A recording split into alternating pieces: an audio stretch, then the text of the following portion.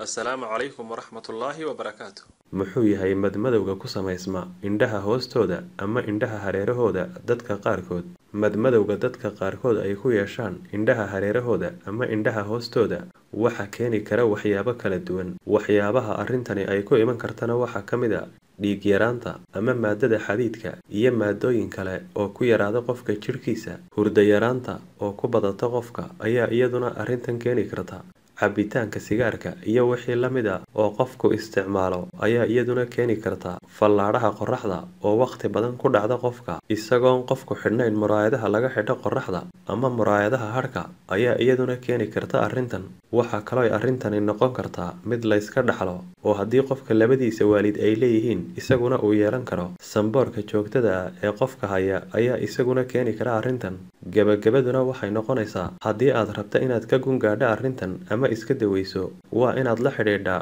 dhakhtarka caawiya arrintan ilaahayna hayna caawiyo dhammaanteen